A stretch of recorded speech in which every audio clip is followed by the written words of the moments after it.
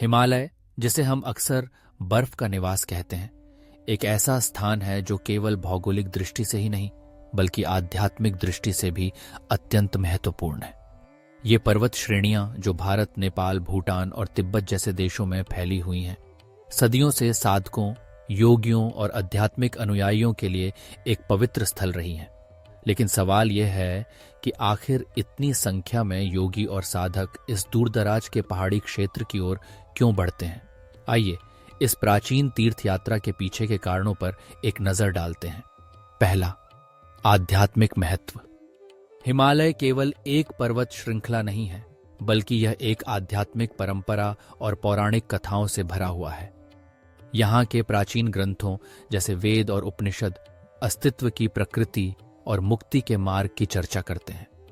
इस क्षेत्र में कई रिवियर्ड मंदिर, आश्रम और ध्यान केंद्र हैं, जहां अनगिनत योगियों ने शांति और आत्मा की ऊंचाई की खोज की है।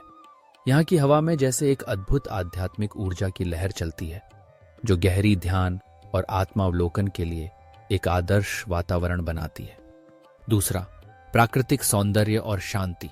हिमालय की अद्भुत प्राकृतिक छटा आत्मखोज के लिए एक बेजोड़ वातावरण प्रदान करती है। ऊंचे पर्वत, शांत झीलें और हरे भरे घाटियां एक ऐसा स्वर्ग है जहां आधुनिक जीवन की हलचल से दूर रहकर हम अपने भीतर की गहराइयों में उतर सकते हैं।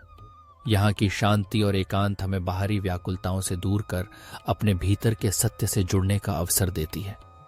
तीसरा, योग और ध्यान की परंपरा। हिमालय सदियों से योग और ध्यान की प्रथा का क्रेडल रहा है। स्वामी विवेकानंद, परमहंस योगानंद और श्री रामकृष्ण जैसे महान संतों ने यहाँ की धरती से प्रेरणा ली है। यहाँ के कई आश्रम और रिट्रीट प्राचीन परंपराओं में निहित शिक्षाएं प्रदान करते हैं, जहाँ योगी अनुभवी गुरुजनों से सीख सकते हैं और अनुशासित प्रथाओं में खुद को डुबो सकते हैं। यहाँ का ज्ञान का आदान प्रदान साधकों के आध्यात्मिक यात्रा को समृद्ध करता है। चौथा, तीर्थ यात्रा और समुदाय। कई योगियों के लिए हिमालय की यात्रा केवल एक व्यक्तिगत खोज नहीं है, बल्कि यह एक तीर्थ यात्रा है। वे उन साधकों की एक कड़ी में शामिल होते हैं जिन्होंने पहले इस यात्रा को किया है, और इस तरह एक साझा उद्देश्य और भावना का निर्माण होता है। इस सामुदायिक पहलू से एकजुटता का अनुभव होता है, जो आध्यात्मिक विकास के मार्ग पर समर्थन और प्रोत्साहन प्रदान करता है। पांचवां, आत्म की सीमाओं को परखना। हिमालय की विशालता और चुनौतीपूर्ण भूभाग आत्म खोज और व्यक्तिगत सीमाओं को पार करने का प्रतीक है।